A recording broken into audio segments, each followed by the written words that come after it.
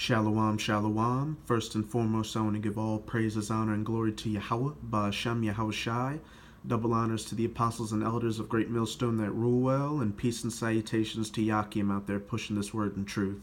This is the Brother I with another video, and the name of this article that I'm going to be using today is The American Empire is Crumbling by Ryan Cooper, and it's off the website The Week.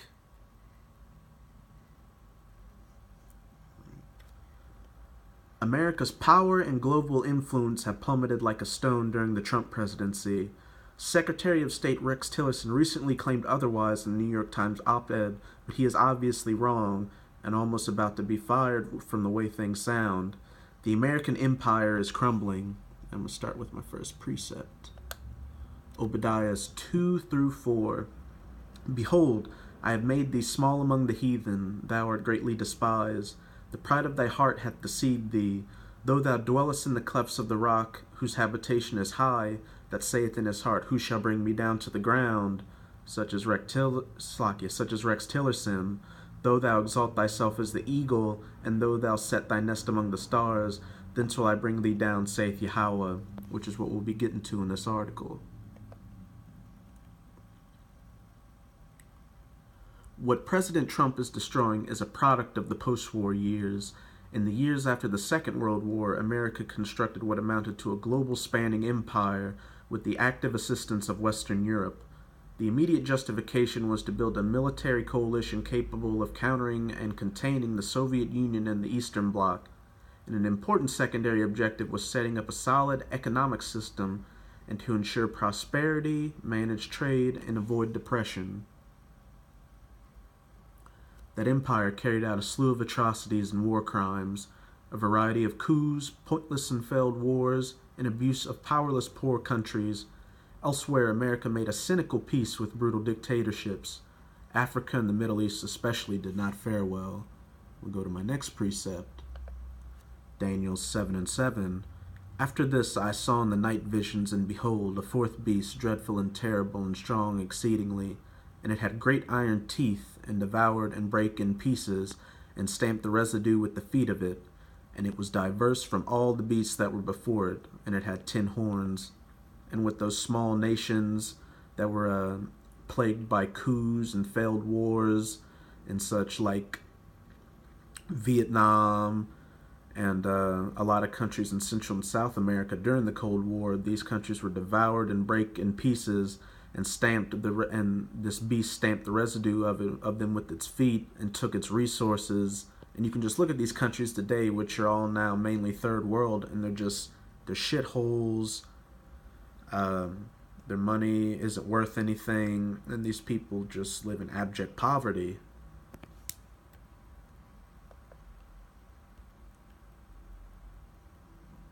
But when it came to Western Europe, the US, Canada, Japan, South Korea, Australia, and New Zealand, it worked out pretty well.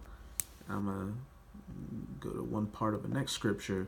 And the kings of the earth, who have committed fornication and lived deliciously with her, shall bewail her and lament her for her when they shall see the smoke of her burning, which is a future prophecy, but I'm going to go with the first part of this precept.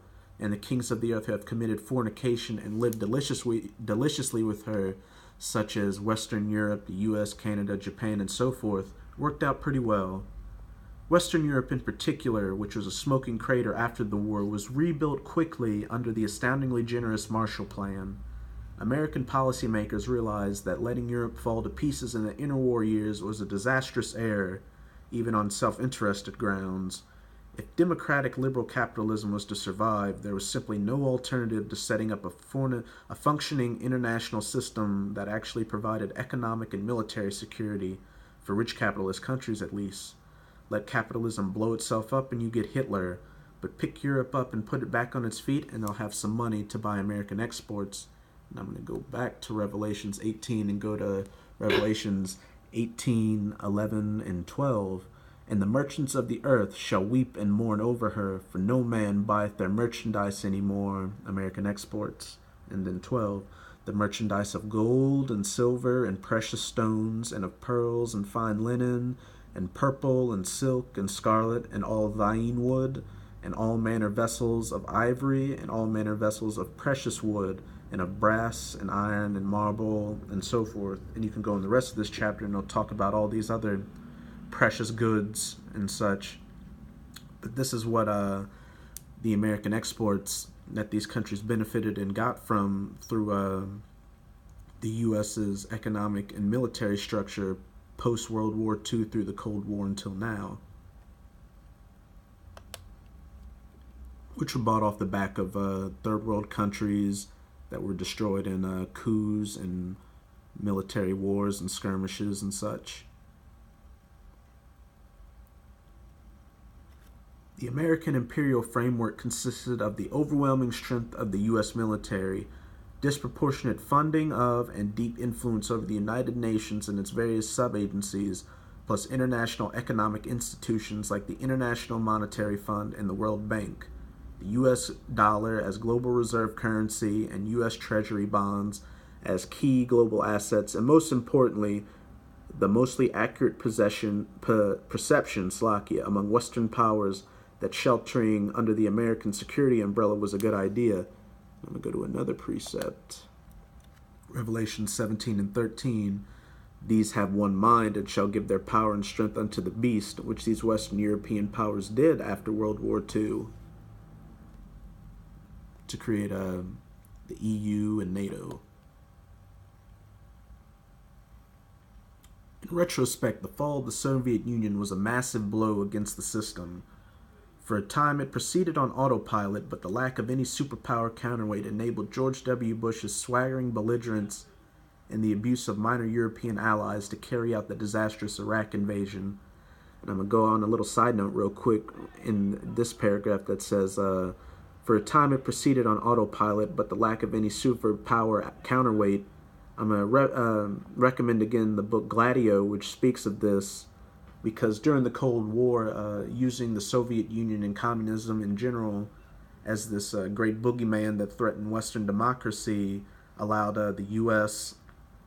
and Europe in general to create more austere security measures, which were meant to lead to the new coming New World Order, but they didn't expect for the Soviet Union to collapse when it did, so they had to find a new boogeyman, which in this book Gladio, it speaks of using radical Islamic terrorism as that new boogeyman. And as you can see, this plan is being played out now to fruition with ISIS and other of these mercenary groups created by alphabet organizations and Israel and such.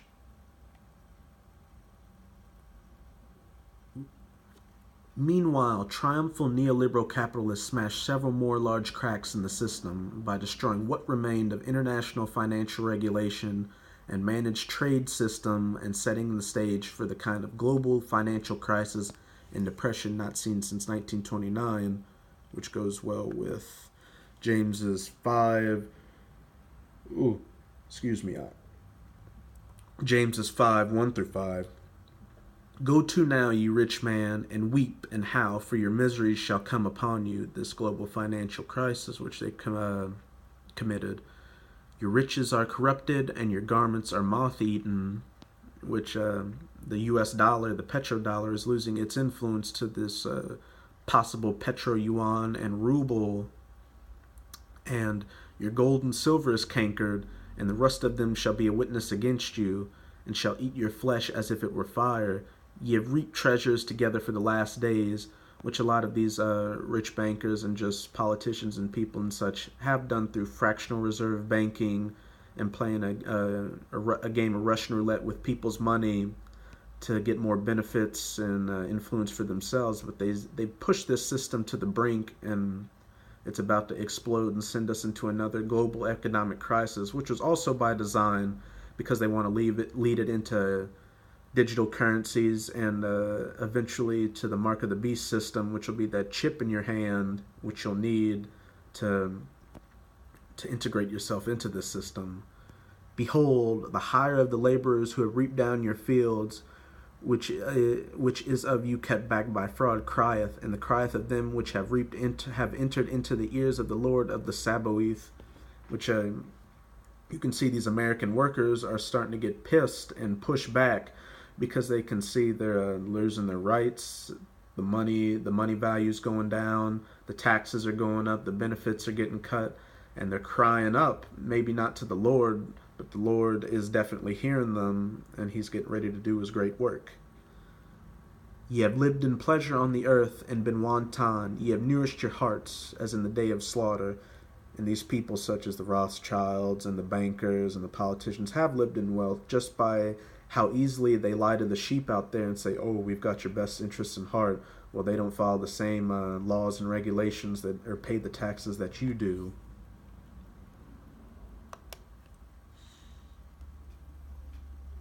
All right. Now we have Trump, our own addle-brained would-be dictator, and Western powers are dealing with the shocking possibility that America is best considered an enemy. In his first foreign policy tour, while cozying up to the brutal Saudi monarchy, Trump offended Western European leaders for no reason, especially Angela Merkel, who said afterwards that the era in which we could rely completely on others are gone, at least partially. Trump also badly cracked the UK alliance simply by impulsively retweeting a British fascist, stoking fury across the country. I'm going to go to another precept. Not that one. Revelation 17 and 16. And the 10 horns which thou sawest upon the beast, these shall hate the whore, and shall make her desolate and naked, and shall eat her flesh and burn her with fire. As it's stated in this article, where's it at? And Western powers are dealing with the shocking possibility that America is best considered an enemy, and also Angela Merkel, who said the era in which we could rely completely on others are gone, at least partially. These nations, these 10 horns are starting to hate the whore because everything she does is counterintuitive to what benefits them, and it only benefits the beast. And they're not taking it anymore, and it's only leading towards World War II and getting ready to shoot those nukes over here. Trump is also letting the State Department rot. Only 61 out of the 154 positions needing Senate confirmation have been filled, and many key positions don't even have a nominee, such as the ambassador post to South Korea. The department has been hemorrhaging top-level career staff, and Trump doesn't care. I'm the only one he matters when asked about it. And I'm going to get another precept. Daniel 7 and 10. And the 10 horns that were in his head, and of the others which came up, and before whom 3 fell, even of that horns that had eyes and a mouth that spake very great things, whose look was more stout than his fellows, which fits Trump because he's just stout, and he speaks what he thinks are very great things, such as his threats to other countries, like North Korea, which, as you can see, they don't even have an ambassador post to South Korea, which, I mean, you're going to need since things are going to start popping off there pretty soon. And I'm going to go to this last paragraph with a few more precepts, and we'll get out of here. The American empire was built by people who recognized that often the best way to exert power was through non-coercive means. Go to a precept. Jeremiah 49, Slakia.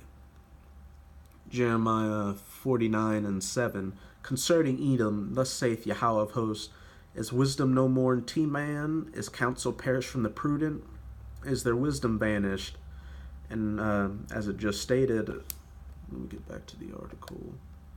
The American empire was built by people who recognized that often the best way to exert power was through non-coercive means. During the Cold War, there are many such people like this, and I'm going to use a few examples like Henry Kissinger, who, though he was a terrible man, and the policies he enacted back then are leading to problems we have now, during that time, his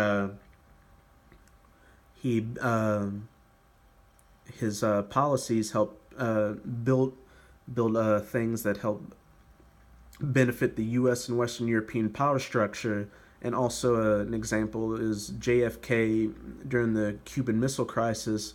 He and Nikita Khrushchev came to an agreement to take missiles that were pointed out of Russia out of countries in return for those missiles in Cuba pointed at the U.S. to avoid a nuclear war. And it did avoid a nuclear war at the time, but this time is going to be a whole lot different. And